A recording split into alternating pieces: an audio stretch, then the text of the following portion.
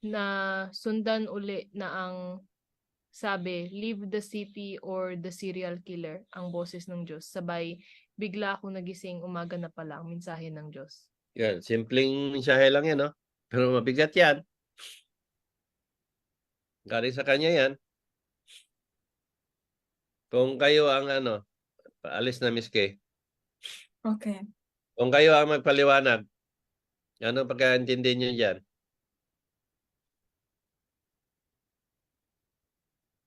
Bigyan ko kayo ng pagkakataon na may sanggunin ninyo rin sa lobby ninyo. Nakikita naman ninyo ang pangyayari sa paligid ngayon kung anong meron. Yung mensahe na yan.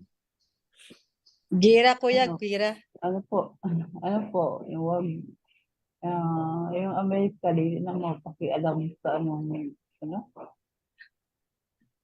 yung anong gulo sa iba. Di na himasok pala. Hindi, hindi himasok. Diyan na nga. Kinikira na nga nila ang Syria. Kinikira na yung katabi. Dahil binarningan sila nga hindi sila makialam. Dahil sa ginawa nila. Eh, anong ginawa? Tinira sila ng Syria at saka yung sa ibang bansa din na nasakop sa Middle East. Di gumanti sila para maipagtanggol yung sarili nila, di ba? Hayaan mo lang ba na titirahin ka? Kaya nagbigay ang Amerika ng babala na wag nyo kami makialaman kasi itong ginawa namin, puro to sa kabutihan ng lahat, di ba? Kaya nangamagitan nga ang Amerika eh. Pero anong ginawa? Ito ba yung mensahe na sinabi na na kumikilos ng demonyo? Ito ba yun? Hindi. Ito yung leave the city. Oo. So ngayon, ang mensaheng ito ay tungkol ito sa mga ginagawa ng tao na kabilaan na yun nga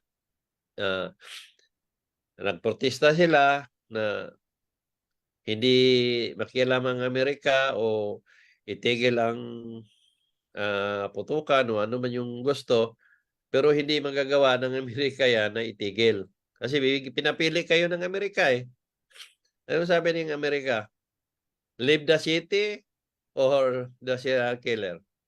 Ngayon, alam natin na ang ginawa ng mga taong ito, itong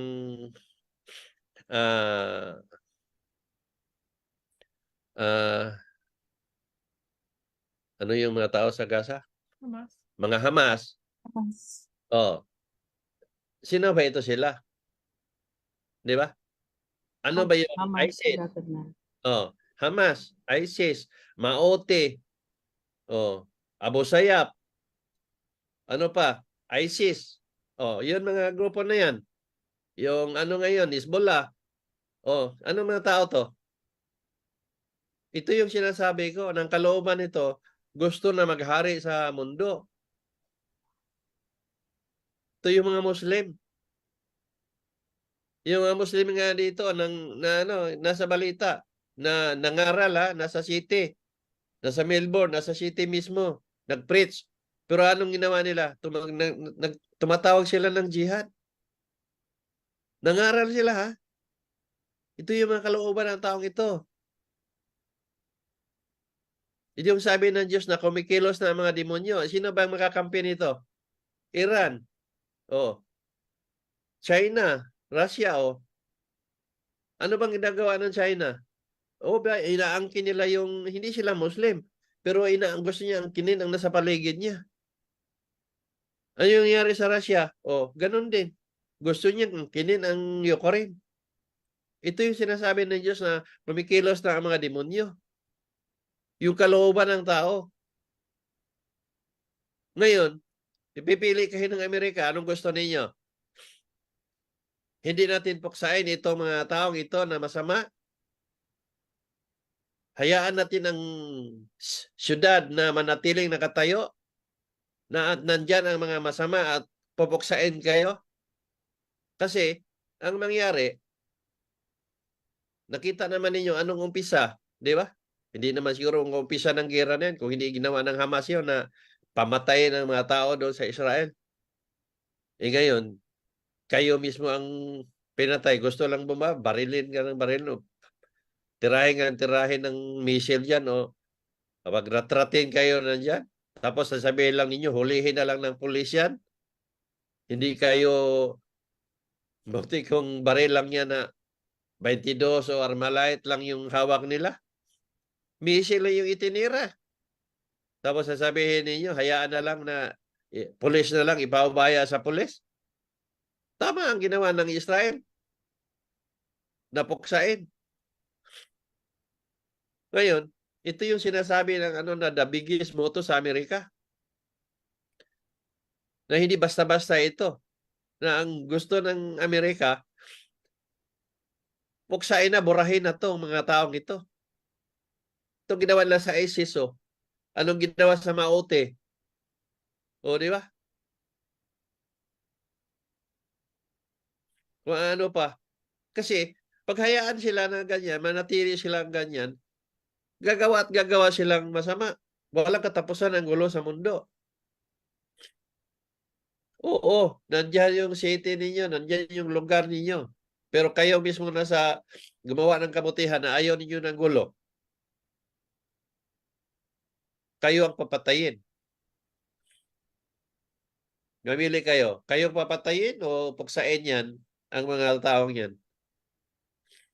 Yun ang ngayon ang ginawa ng Amerika.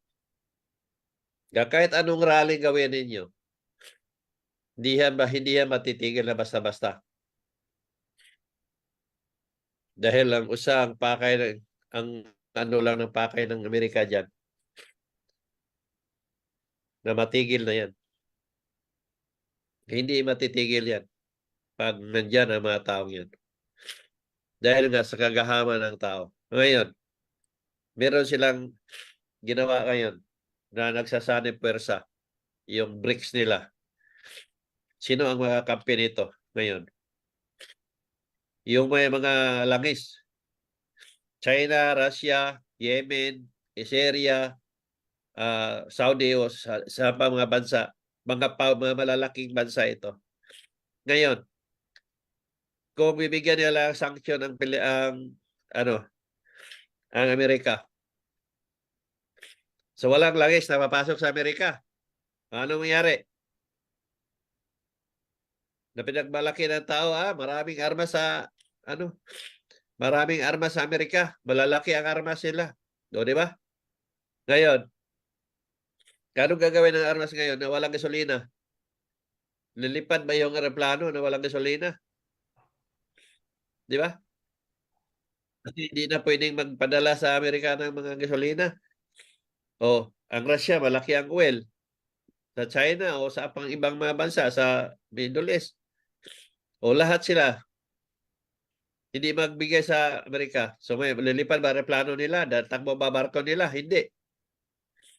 Palagay na lang natin, maliliit ang mga armas ng China, maliliit ang Korea, maliliit ang Russia. O ibang bansa, maliliit lang. Palagay na lang natin na maliliit, pero malaki yan. Maliliit, pero lumilipad naman. O sino ang mananalo ngayon? Itong maliliit na may gasolina o itong malalaki na walang gasolina? O di ba? So anong gagawin? Lalaban ng Amerika. Puslan man kung sa Bisaya pa, di mo kami bigyan. Gira na tayo, buong mundo. So yun, World War III na. Itong inaksyon na ngayon. Ayaw nyo paniwalaan, then pakinabangan ninyo. Hangad ko lang na hindi na matuloy kahit ang umpisa na. Tanin nyo na sinasabi na ilang bisis yan na pinagbawal na hanggat maaari hindi kayo magbiyahe. Anytime yan.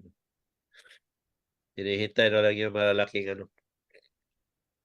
malaking bala na lumalabas sa bawat bansa. Kala ninyo, dali lang. Ganun lang kadali yan. Ngayon, ang gira mga iho, Ang nagdala ng mga armas na yan, nakaupo lang yan sa bansa nila.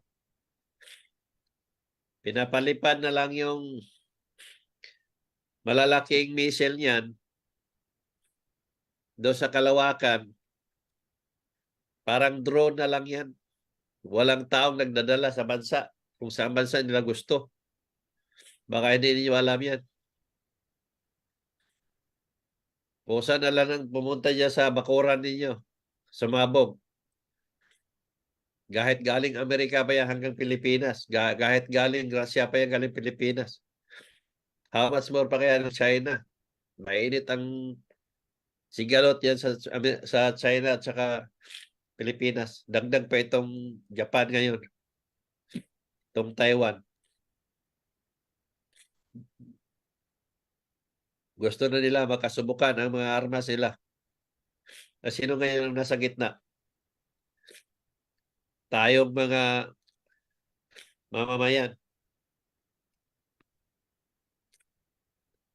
Tayo ang kawawa.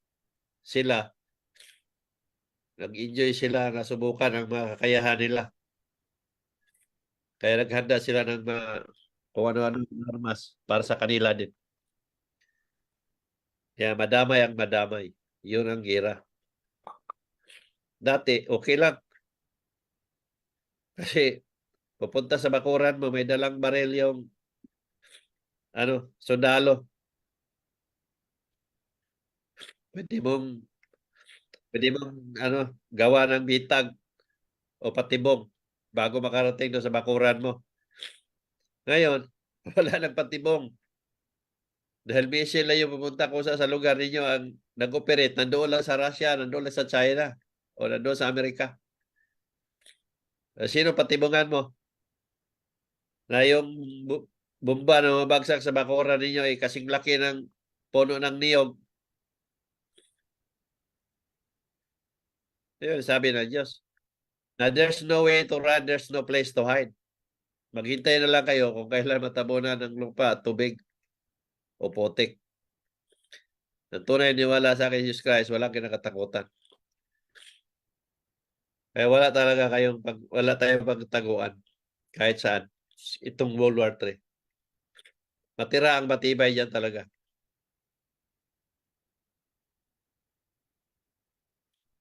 Kaya swerte ang naniwala. Dahil di man kayo maligtas physically sa bala, pero mayroon kayong mapuntahan talaga na paraiso ng Diyos. Dahil tayo talaga mapunta doon sa kabilang buhay. Walang pipiliin ng Diyos. Kaya mapangnatiyag, mag-iingat. Paniniwala ang kailangan ng bawat isa. So yun yung nakakalungkot ngayon. Tagal ko pinagsigawan yan, pero hindi naniwala ang tao. Ngayon, sasabihin na ninyo, totoo pala ang sinasabi ko. Pero huli na. Ito na, in action na.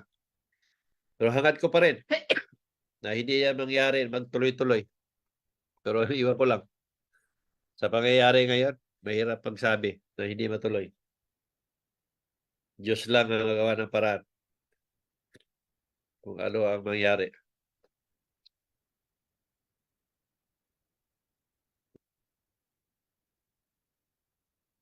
Sabihin niyo, yung pag ginamit ng Diyos, ipunin. Di ba? Gusto ng Diyos na maniwala ang tao, hindi dahil wala akong sakit o ano man. Kasi hindi na tao yan pag hindi nagkasakit. Dami nagsabi, yung bang ginamit ng Diyos, ipunin? Ang tanong ko sa inyo, yung bang ginamit ng pare ninyo, ginamit ng Diyos na mga ripes? Manluloko, manlilinlang, mapanglamang?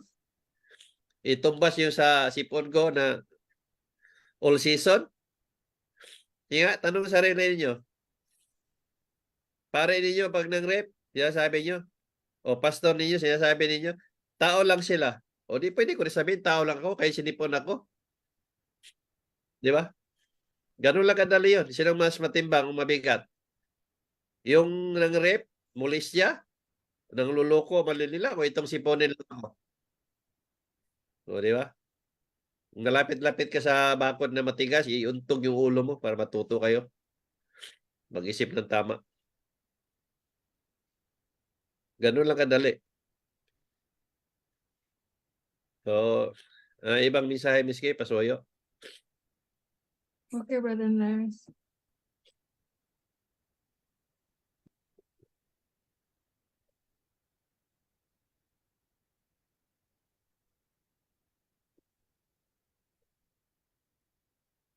Narciso Olalo, November 6, 2000. Oh, I'm sorry.